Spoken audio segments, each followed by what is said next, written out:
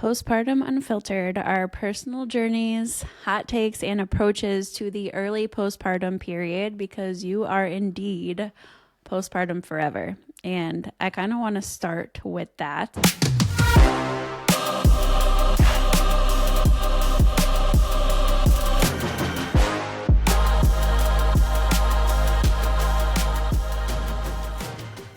If you're listening and you're like, where is the male energy in the room? Zero male energy today. Josh is sick. I think he has the flu. We don't really know, but he got hit hard yesterday. So it's just us today. And I thought it would be a good day for us to dive into the postpartum side of things because I'm obviously entering that phase again soon, but it's something we both talk a lot about with clients, just on social media. I mean, we both have been through it twice now. So I would say we're experienced. Seasoned. We're seasoned in this area. And I know it's always a topic that I think people are even more confused about than pregnancy in terms of obviously health and fitness. And we'll touch on that side of things too. But postpartum can really just be like unexpected and it just is full of a lot of things. So we're going to dive into like a lot of different areas here, but I just wanted to highlight the fact that you are postpartum forever. Like postpartum is not the first 6 weeks. It's not the first 3 months. Like once you have that baby, you are forever a postpartum mom. So all of the above. all of the above. All right. So to kick things off, I think, we both have shared our birth stories on when you had your own podcast, and it's way back on this podcast too. It's still up. Find it. Yeah. So we're not going to dive into like the actual birth side of things, but I thought it would be powerful and helpful for us to kind of just touch on like our personal journeys, how we navigated it, maybe if it changed at all from like baby 1 to baby 2. So why don't you kick off yours first, Joelle? Yeah, I think you would probably agree with me that nothing rocks you like 0 to 1. Yeah. Just like completely flips you on your mother effing head. Yes. And obviously there's a big logistical difference between like adding, going from 1 to 2. But I still think, and I'm bringing this up because I feel like this is a question that always comes up in my question boxes of like, what was harder, 0 to 1 or 1 to 2? And I'm always like, and that after we had Reese, like my house got rocked. We had like plagues for you guys months. went through literally hell. Like yes, we had like the worst early postpartum time period in terms of like daycare illnesses and like all of that just crap that was coming home with us very, very early postpartum, like hand, foot, mouth, RSV. We got it all at the same time. Yeah, like in the first 8 weeks postpartum, like 2 weeks postpartum, hand, foot, mouth, a month postpartum, RSV, baby got RSV, I got RSV, toddler had RSV. Like it was awful. That transition was still better than 0 to 1. Like that's my point in all of this. So 0 to 1 was really challenging because you spend so much time thinking about pregnancy and like what to expect during pregnancy and if you can lift during pregnancy and how you should be eating during pregnancy. And then like, and you think about your birth plan and like what type of birth you'd like to have. And then postpartum just rocks you. And not just like postpartum recovery. That's obviously a piece of it for sure.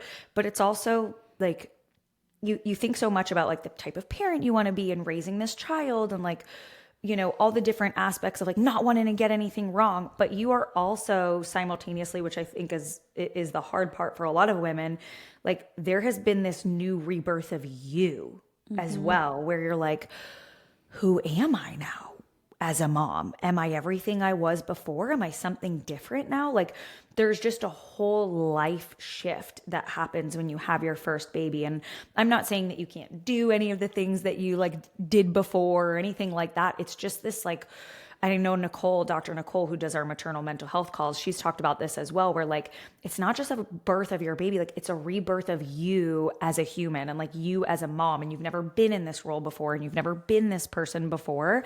And I think like, I remember feeling this just like identity shift. And that was like really hard to navigate too.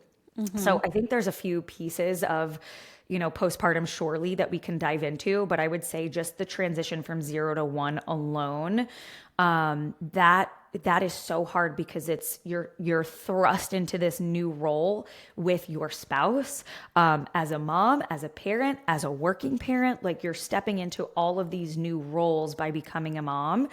Versus when you go from 1 to 2 or 2 to 3, like, logistically things will be different. You like need more hands, more eyes in more places, but you're not stepping into this like new being like you had to in 0 to 1. Yeah, I'm glad you touched on like what that looks like with your spouse too, because I'm sure we'll dive into like relationship side of things. But I remember when we brought Kai home from the hospital. First of all, like I went through, I don't know, 18-hour labor, and then I had a C-section. So I'm like coming home, I was just sliced open. Like, all of this is like what is happening? And I remember Josh put Kai down on the counter in the kitchen on our little like boppy pillow thing. And he was changing his diaper for like one of the first, not the first time, but like our first time at home. Yeah. And he forgot to cover Kai. So Kai literally peed up over onto his own face. And I'm like, well, we're just setting the bar real high here.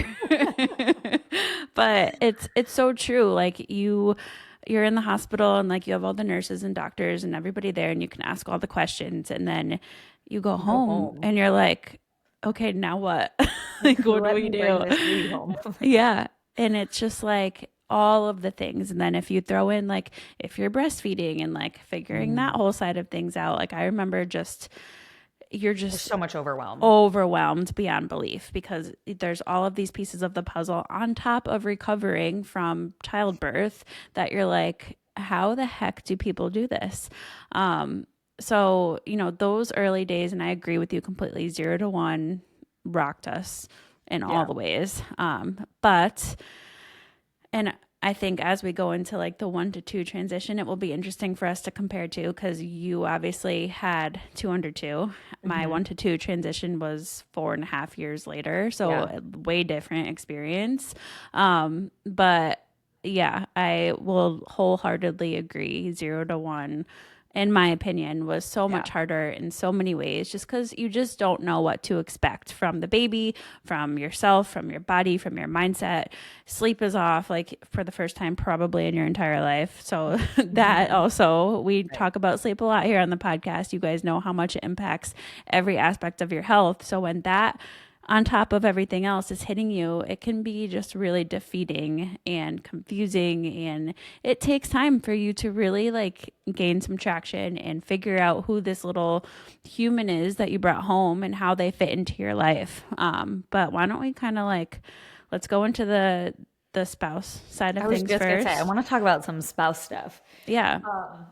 So for me, what I learned very early on in my first postpartum experience was that anything that I did not communicate turned into resentment. Yep. Like, if I did not speak it, it instantly like festered inside of me and became this like resentful, like my whole life changed and it doesn't feel like your whole life changed. Like, and so context here, Brant had a month of paternity leave, which was absolutely wonderful. I was going to say that's pretty good for the US. Having him home for 4 weeks was incredible, but I was so panicked, honestly, both times, like 0 to 1 and 1 to 2, when he had to go back to work, because it was like, you learn how to do all of this together, and then your spouse goes back to work and you're like, wait, now I have to relearn all of this by myself. Like, I remember that feeling so overwhelming for me. But those first few weeks, I guess I'll say postpartum with baby 1, those first few weeks, like you said, there's so much. There's like your own recovery, your body hurts, like you're still healing. You're also breastfeeding. You're trying to figure that out for the first time. You're trying to figure the sleep thing out for the first time. You're trying to figure out like the feedings, and you're like reading all the articles. I just remember feeling like, and Brand is the most supportive husband, spouse, all of that. I will give him all the credit. But we had to learn together, like how to communicate better, what we needed from each other. And that was a big shift. Like if you asked me prior to babies, like, are you guys good communicators? Yes. Do you guys work together well as a team? Yes. And then you have a baby and you're like, well, we sure as shit haven't needed to communicate to this level before. Like we haven't had to work as a team like this before. And I was just finding that anything, like I said, that I didn't voice just became resentment, and that I really had to get so clear and communicative of what I needed. And the other really big learning shift for me, kind of parallel to that, was that I am very, and previously was very, I'll just do it myself. Yes. And Brant got really good at asking, like, what can I do? How can I help? And I'm like, I got it. Like, I want to be super mom. I can be super mom. Let me prove to everyone else that I don't need any help and I could do everything on my own. And where did that leave me? So resentful, so burnt out. I'm doing everything on my own. And eventually, you know, it like bubbles and bubbles. And Brant would be like, but I asked you what you wanted me to help with. I asked you what you wanted me to do and you said nothing. And I'm like, you have a valid point there. Like, yeah, you did ask me, like, hey, do you want me to change the diaper? No, I got it. Do you want me to feed the baby? No, I got it. Do you want me to give her a bottle? No, I got it. Do you want me to get up in the middle of the night? No, I got it. And it's like, I kind of like created that and then got salty about it when I didn't have help, but like the help was always there. I just kept saying no to it. And all that left me was like feeling like I had to carry the burden of everything, and also felt resentful that I didn't have help, but I had so much help and support. I just kept turning it down. Right. So that was a really big learning experience for me. And I was so prepared for that with baby 2, of instead of even like saying, or instead of getting to that point of, you know, hey, like, do you want me to do this? Or like, what do you want me to do? I either would not even wait for that to be asked and just be like, hey, can you go change her diaper?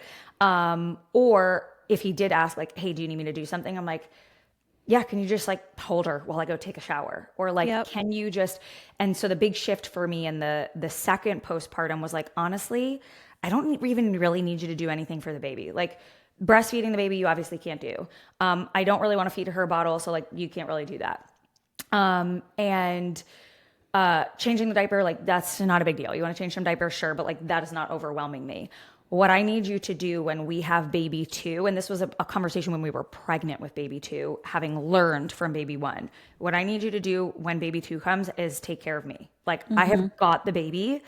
I need you to like help me take care of myself, because that's what I know gets, and you know, ends up being put on the back burners. Like I'm so focused on baby and this and that and getting everything prepped and ready. And like now we'll also have a toddler. I just need you to take care of me. Like make sure my water is full, feed me, like check in on me, ask me if I'm okay. Like I'm good on the baby. I'm not saying don't be involved, obviously, but like I know that I just need you to take care of me this time. And that was such a helpful communication point for us during pregnancy. And we continued to have those conversations postpartum. And it was a world of difference emotionally and mentally postpartum with baby 2.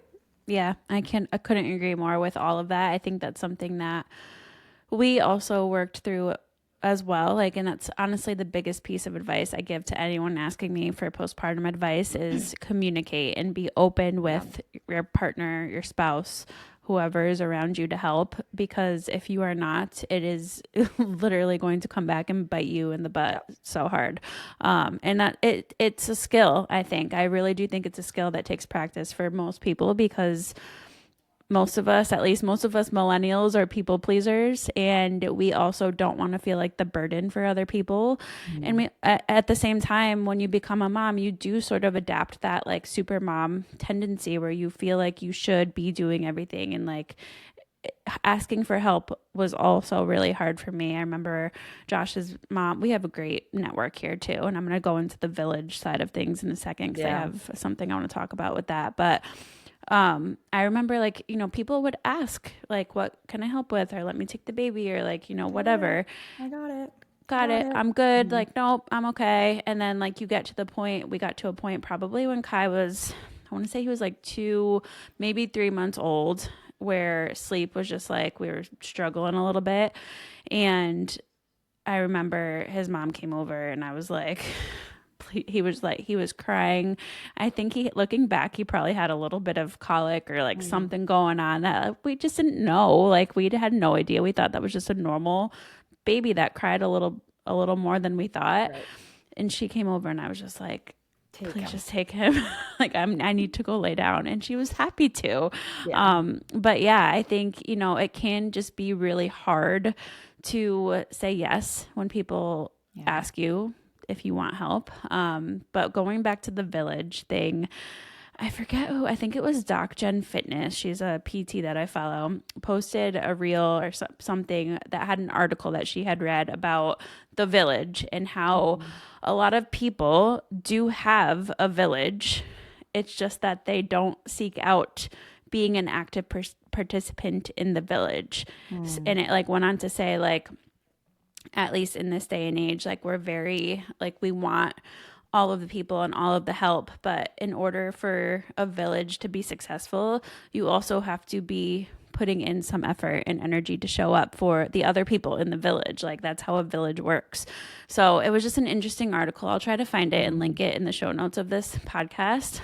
But it had a different spin on it. And I know not everybody has access to a village or to people around them who can help. Like maybe you don't live near any family, or you just moved to a new area and you don't have friends or neighbors or people offering help. But it just kind of, it gave me a new perspective on reaching out to other people also and asking for help, but also asking them if they need help too. And I know this is a whole nother conversation, but I just wanted to bring that up because I think it kind of ties in here where, you are either afraid to ask for help or maybe you don't trust anyone else with the baby, but what areas can you ask for help in?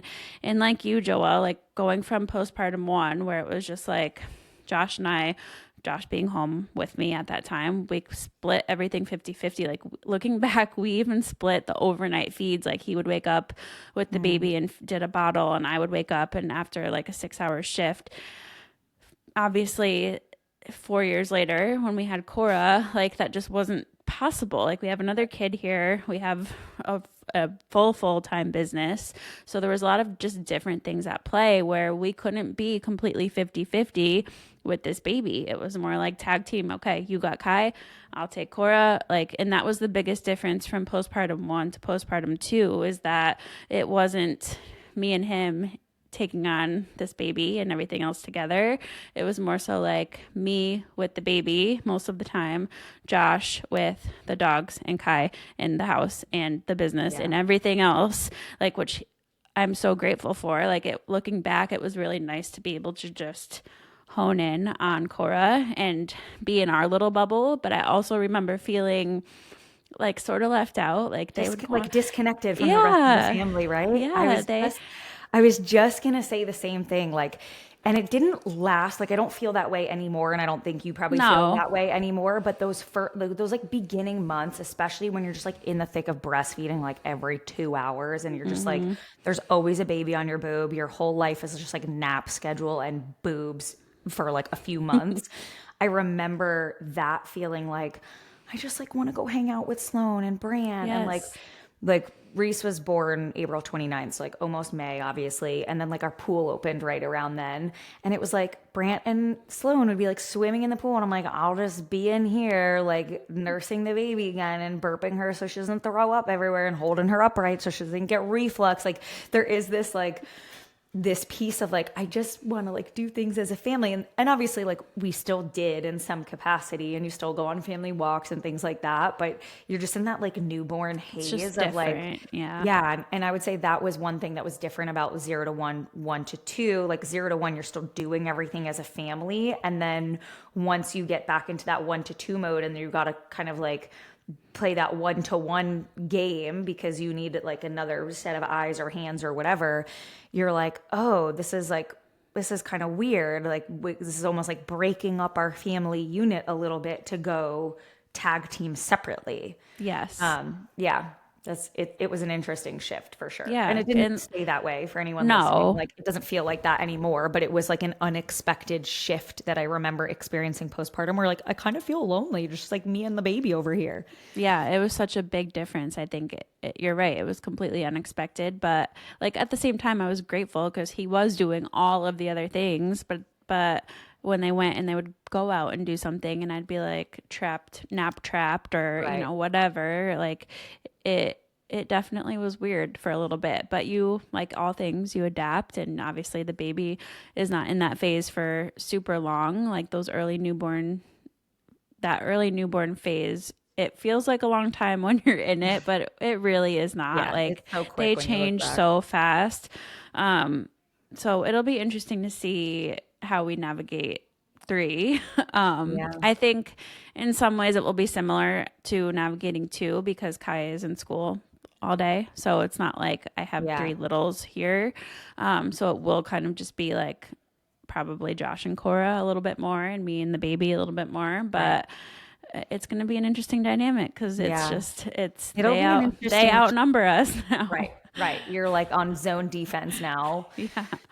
Instead of man to man. But it's also, I'm so curious how this shift goes for you too, just having been through postpartum doing 2 under 2, and now you're going to be postpartum Yes. 2 under 2. And I'm excited to support you through that. But I think that it's probably going to feel different than it did with your gap between Kai and Cora, and Kai being just like an actual kid and not a baby Super when you had Cora. independent. Like Yeah. Kai was, yeah, he was totally self-sufficient. Like he was in preschool at the time, so he would only go to school for a couple hours a day, but like he basically could do everything on his own when Cora was Right. born, and was like super involved and like loved her from the start. So I'm curious to see one, how Cora reacts, although she loves babies right now. So I'm hoping she loves her little brother. Yeah. And two, just like I have started to mentally prepare a little bit for it. Like specifically, like yesterday, I just bought like for my pump, when I do pump once or twice per day, like I got, instead of like the typical phalanges, it's like the one that inserts into your bra. So like if I Oh, do okay. need to Yeah. be more active or like get up to do something with her, I don't Good. feel like stuck with those. So like little things like that, I'm just starting to like mentally prepare for. Yeah. But we'll see. I mean, it's definitely going to be different than a 4.5 year age gap. So It'll be I'm, different, but it's manageable. yeah, And you also have the benefit of having a spouse who is home. right. And, yes, you may parent in shifts, and that has worked really well for you in the past. But maybe when baby 3 comes, like something has to shift about that because you do need to tag team more. Yeah. So, all of it is going to be a little bit of a learning curve, but you guys are a really great team and you're going to be fine. Yeah. I'm not overly stressed about it. I think it's just anything, like it's going to It's be the new for a little anticipation of bit. it. Yes. Yeah. But like once we're in it, like it was the same thing with Cora. Like I anticipated that second child for so long, and then you're worried like, will I ever love them as much as I love my firstborn? And like it just like all these silly things that go through your head, and then they get there and it's just like it's fine. It's like Oh, I it don't just even makes remember when you sense. weren't here. Yeah. Right.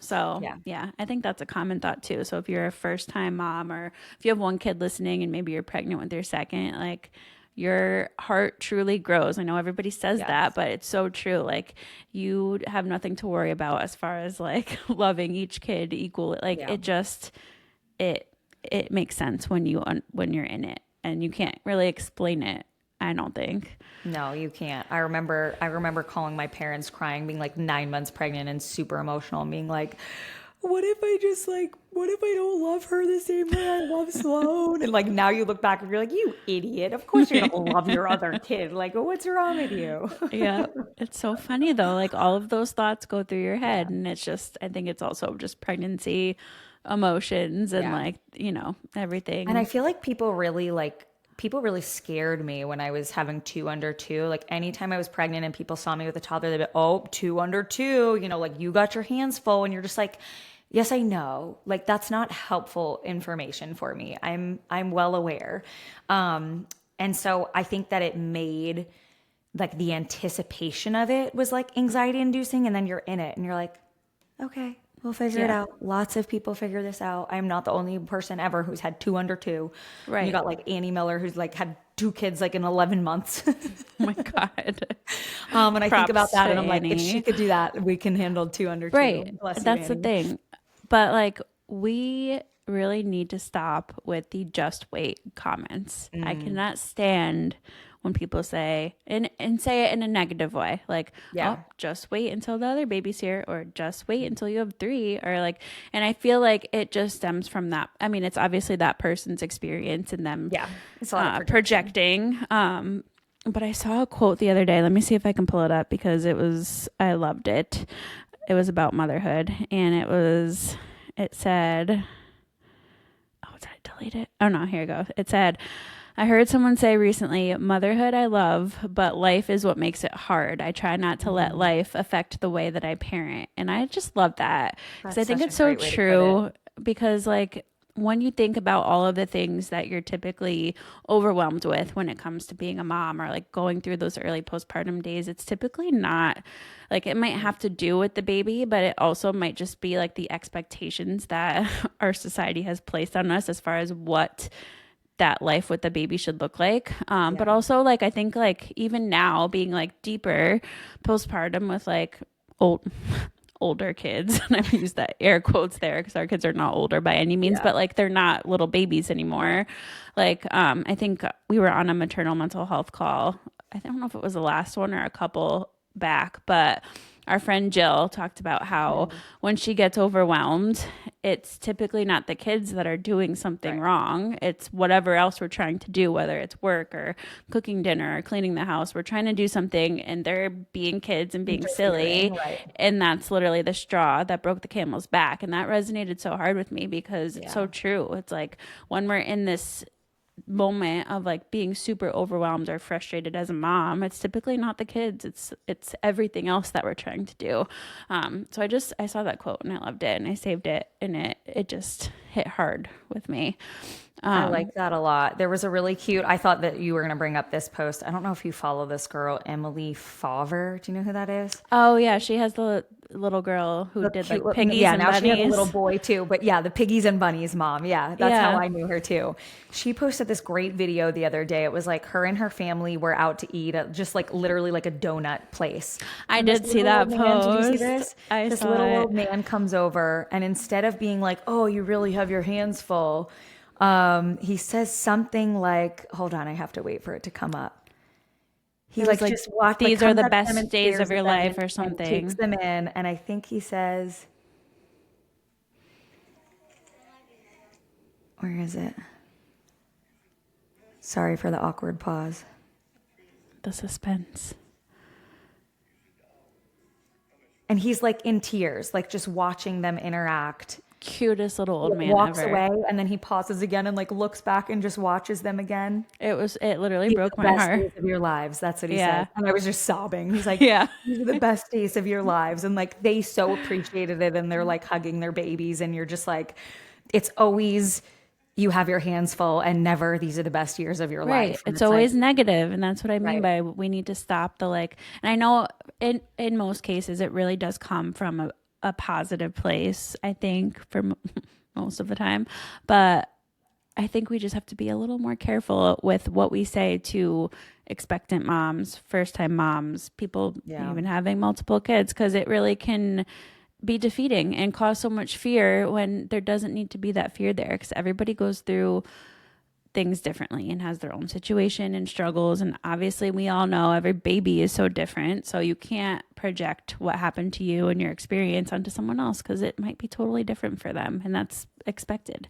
I remember when you first got pregnant with baby 3 and you texted me something like, please tell me I'm going to survive like 2 under 2 or something, or like something along those lines, that whatever you had said prompted me to send you a bunch of pictures. You and literally videos. sent me like your whole photo album of Sloan and Yep. Reese I literally together. sent you tons of pictures and videos of like my babies together in the 2 under 2 And that's range. what that helped so much. And I was like, wait until you see your girls or your kids making each other giggle. Like, wait until you see your 2 little toddlers making each other laugh hysterically. Like wait until your big toddler tries to help your little toddler with something. And it's just like, yes, like there are obviously challenging moments, no matter how hard, Right.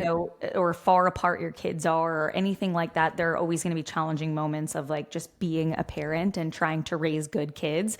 But there's so much good and there's so much joy. And I remember feeling so excited and just like giddy to send you all of that. Like yeah, I know it sounds a little scary, but like you're gonna get to experience all of this joy and all of this goodness of like your babies playing with each other and making each other giggle and wanting to see your toddler like be a big sister and like help with the baby. And like wait till Cora is like sees you, baby carrying baby 3, and she's gonna want to have like a little baby carrier and put a doll in it and like start burping babies. And like it's so fun. It's so fun. And we already know that there's moments of overwhelm. Like no one needs to remind you that Right. it's overwhelming and it's hard. Like you already know that part. So can we remind people when they're pregnant or postpartum or whatever that like, wait until the good things, wait until they make each other giggle, wait until your, little one is asking for your big one or your big one is asking for your little one. Like, Sloan just slept at my parents on Saturday night, and the whole time Sloan was gone, Reese was going, "Where's Loney? Where's Loney?" She wakes up in the morning, "Where's Loney?" She wakes up from her nap, "Is Loney home? Where's Loney?" And I'm like, this is so sweet and also so sad. Sloan, you need to come home. We miss you. I know. But yeah, it's just like those cute little moments that I wish that we could do more of and like normalize. But it's like I think there's so much validation when you share the hard parts. Yes.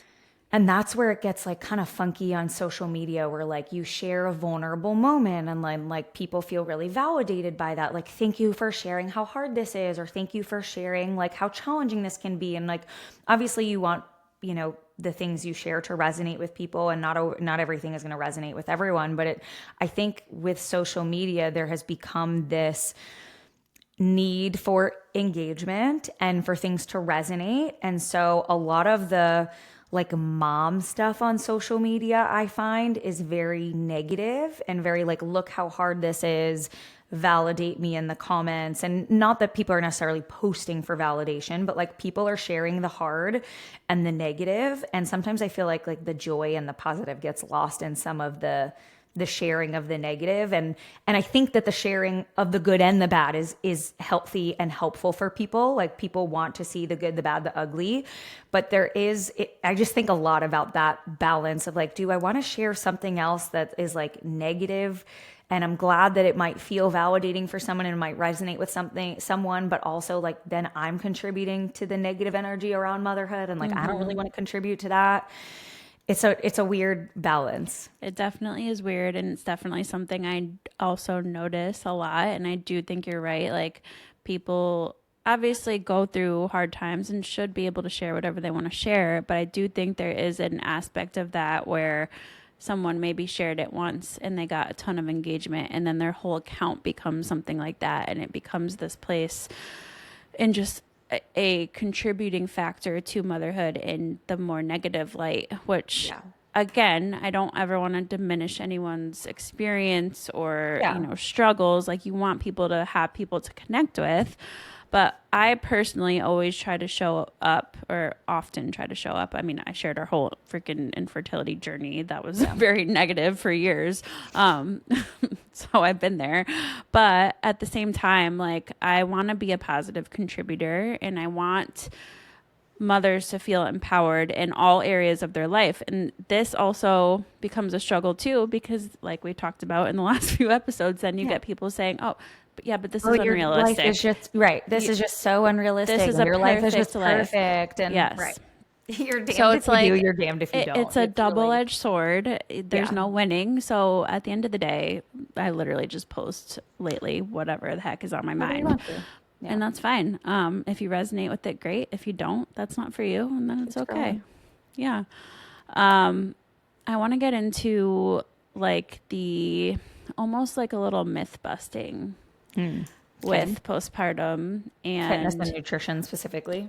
yeah, we'll Okay. go to our area of expertise here, because we both have said this a lot, is specifically when it comes to nutrition, pregnancy and postpartum are almost flipped in what people are told. They're told to eat all the calories during pregnancy, focus on fueling your body. Yeah, eat for 2 or 3 or however many babies you're growing. And then once postpartum hits and that baby is out of you, there's either A, no nutritional advice that this person knows, or B, lose the baby weight as fast as possible. And very rarely is it you should be eating probably more food than you ate in your third trimester if you are breastfeeding specifically. But even if you're not, like, you're still recovering from a very traumatic physical and mental journey you just went on to birth a baby. So let's touch on the nutrition side first. Yeah, I think especially if you're breastfeeding, it's really important for calories to be high. And like you just said, calories need to be even higher, very likely postpartum if you are breastfeeding or pumping, than they were during pregnancy. And I think that throws a lot of people for a loop.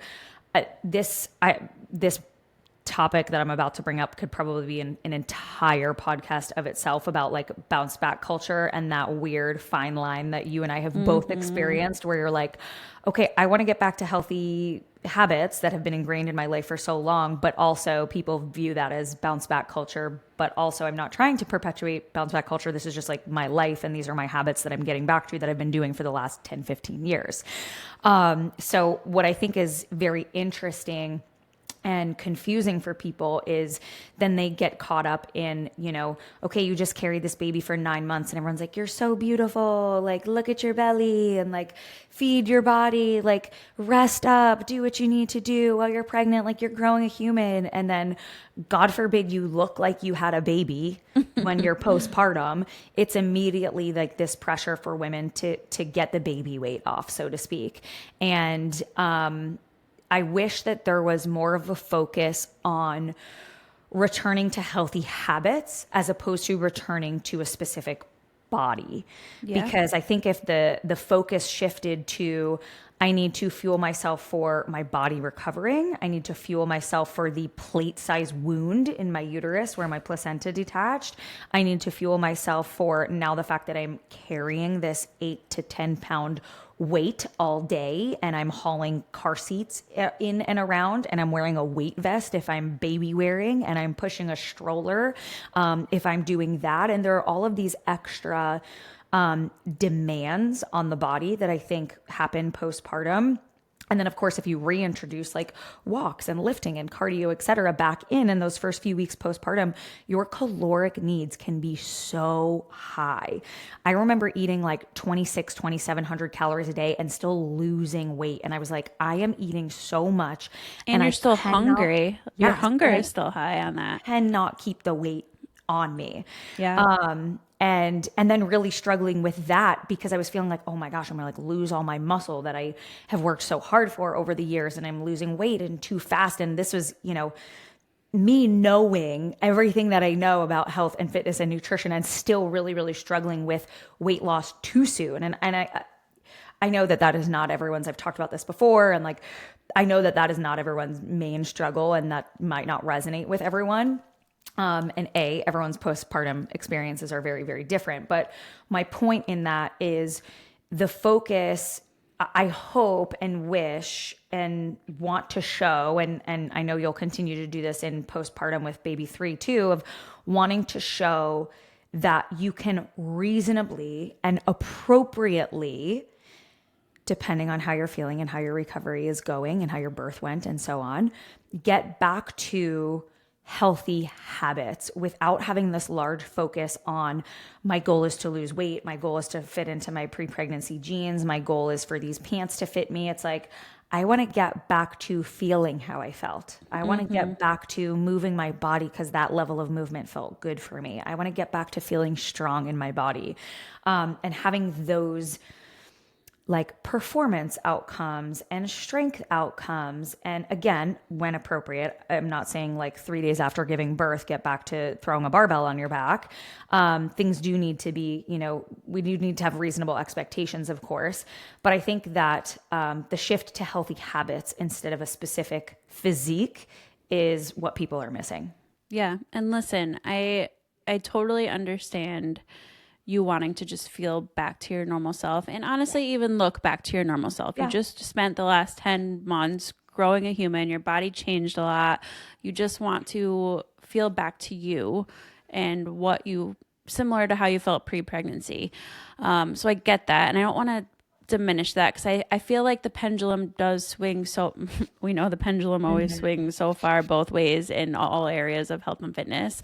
But it's almost at the point now, in a lot of the posts that I see, it's either lose the baby weight as fast as possible, or you shouldn't be focusing on any of that at all. Just live your life and eat and tend to your baby. And it's like, that's not really helpful either.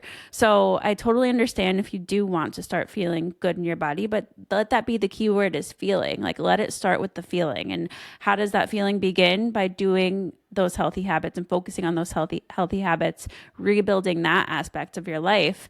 Cause I mean, let me tell you, like, I think back to postpartum with Kai.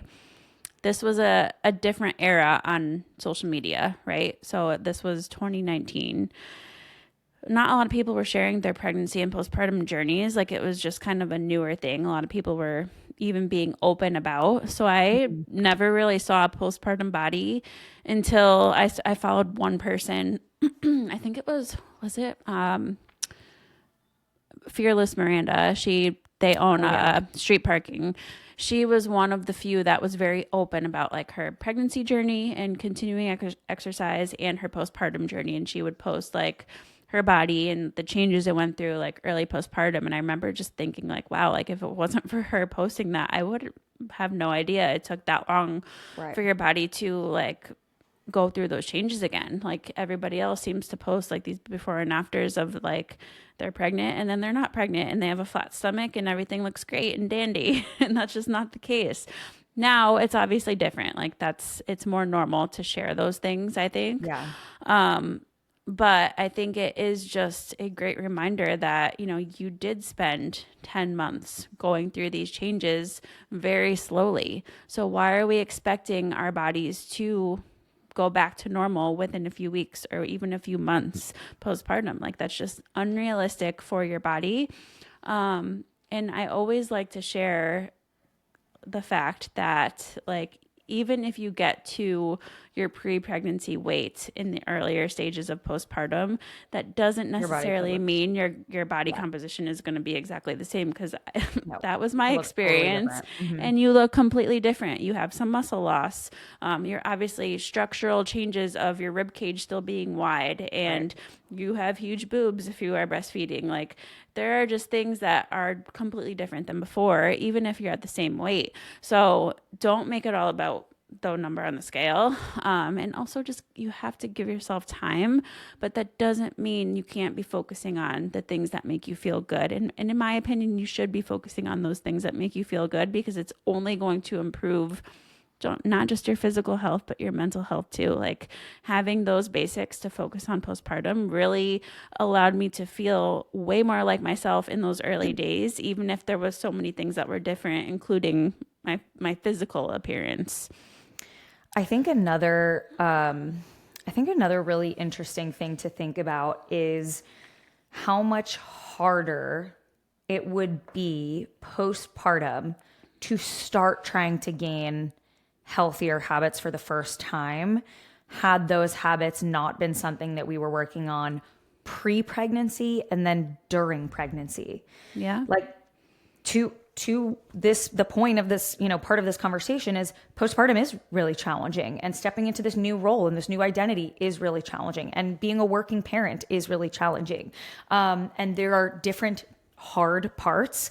But I empathize with people who are just for the first time trying to like break into their health and fitness journey and healthier habits and go to the gym and like establish that part of their identity while also managing motherhood.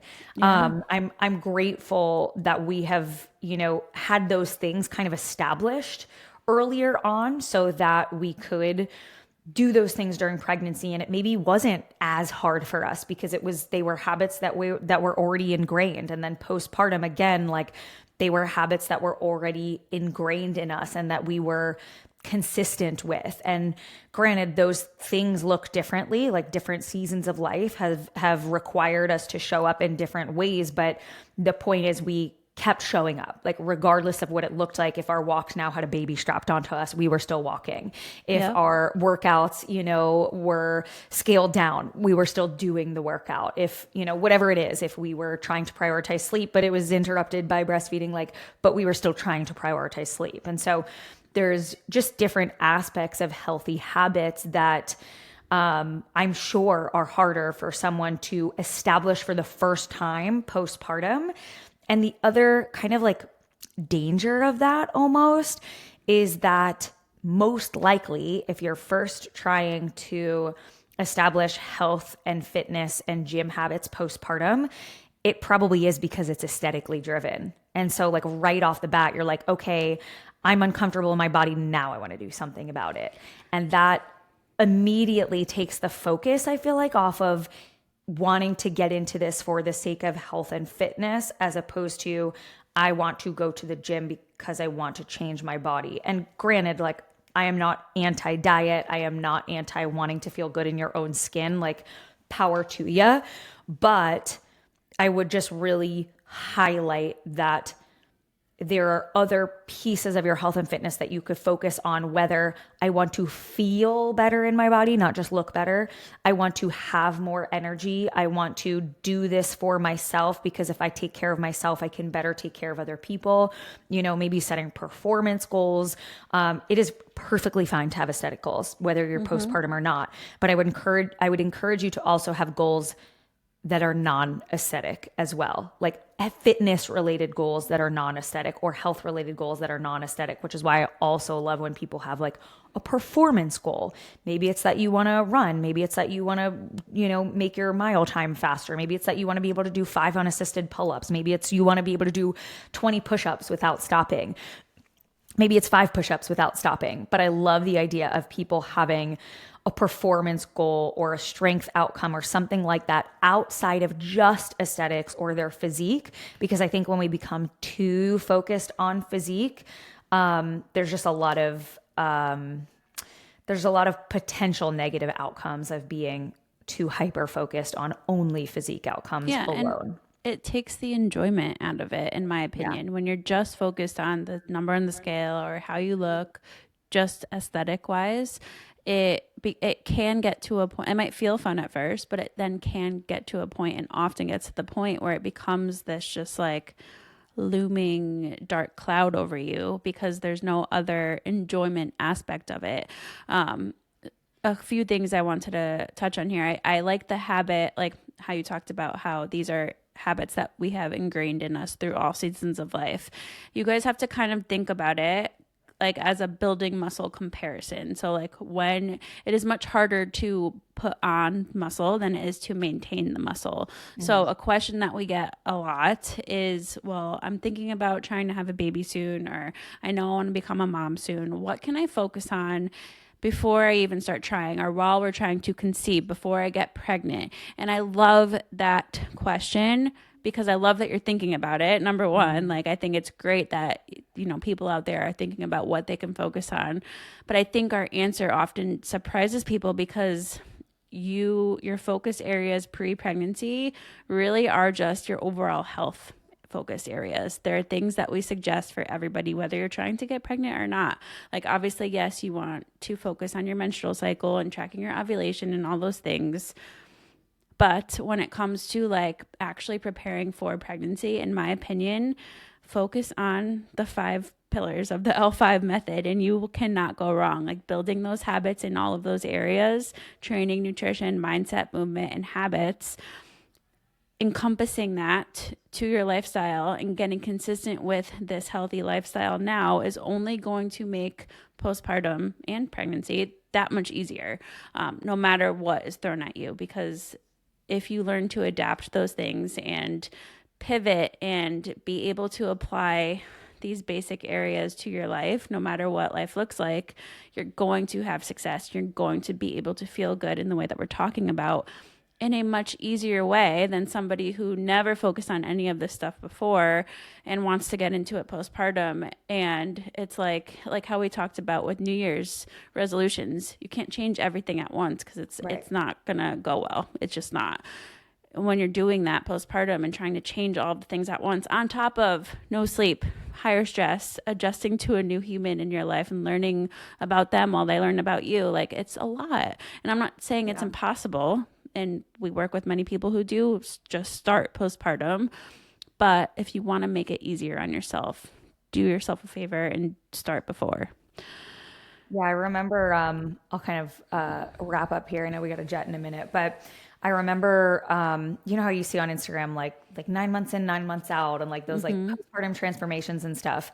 And I remember at some point, maybe over the summer, I had posted like a transformation of like, here's what I looked like the day before I was giving birth with baby two, 9 months 9 months pregnant. And then it was a comparison with like 14 months postpartum. And I'm relatively lean in the photo. And I was really like nervous to post it. I remember feeling, because I was like, I don't want people to be like, either what's the secret sauce? What's the supplement you took? Right. What supplement was it? What was the secret sauce? Or like B, for people to feel like I was perpetuating bounce back culture. And I remember I made this like a long caption with so many disclaimers. I remember this. But I remember explaining in the caption, like, the truth of it is, before pregnancy, I got my steps in, I lifted weights, I did my cardio, I focused on protein, fiber, and micronutrients. And then during pregnancy, I got in my steps, I lifted weights, I did cardio, I focused on protein, fiber, and micronutrients. And postpartum, I get in my steps, I lift weights, I do cardio, I focus on protein, fiber, and micronutrients. And it was like, so yes, these things look different now in different capacity. I maybe have a baby strapped onto me for a walk, or I'm pushing a double stroller on my walk. Like, those things look different. Maybe I used to lift 5 days a week and now I only lift 3 days a week, whatever it is. But we're still doing the same stuff. Like, yes, it looks different, but we are still doing the same stuff, just over and over and over and over. Like, this isn't new to me. Prioritizing health and wellness isn't new to me. It's not new to you. And we have learned to endure lots of different seasons of life while also managing health and fitness. And so I love when people are asking about like, what can I do to prepare now? And it's like, it's nothing cool. It's nothing sexy. It's just the basics. And like, I mean, we bring this up in nearly every single podcast episode, because it's just like the basics over and over and over again until you die.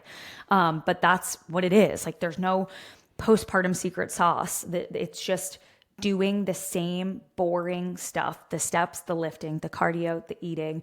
And obviously, you know, a deficit needs to be present. And I know that gets confusing for people, because it's like, well, I'm breastfeeding, but I want to lose weight. So can I be in a deficit? Can I not be in a deficit? We could probably make a whole I was going to say, let's do a whole nother episode about breastfeeding specifically. Yeah, breastfeeding and calories and, you know, deficits, because I know that is overwhelming for people. And I'm sure you do too, a lot of questions about like, well, if I want to be in a deficit, but I also want to breastfeed and blah, blah, blah, like, how do I approach that? So maybe we could do a whole nother call on that next time Josh has the flu. I think that's a good idea. Let us know if you guys want that. Even if he's here, I think he can probably provide some insight in some way. Yeah. But I think this was a really fun, just like mom chat episode, and I hope you guys enjoyed it. Let us know if you did. Hopefully Josh will be back for our Q&A later this week.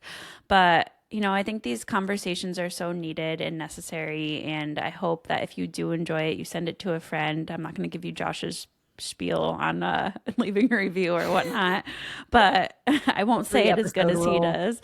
But no, we just appreciate you guys even just listening to us ramble about becoming a mom, and I'm excited to once again show that journey and that side of things as I go through it here in 5 to 7 more weeks. We're almost there. I know. We're almost there. I'm so excited for you.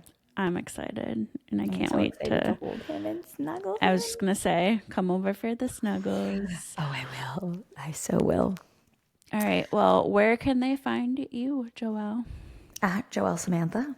And I'm at Alessandra Skutnik. I will link all of the things in the show notes. Remember, we do have a great postpartum forever program in the app if you're looking for training. That's was co-created with a physical therapist. So all the pelvic floor things. We can ramble about this topic forever. So I'm sure there will be more episodes coming. But that is where we will leave it today.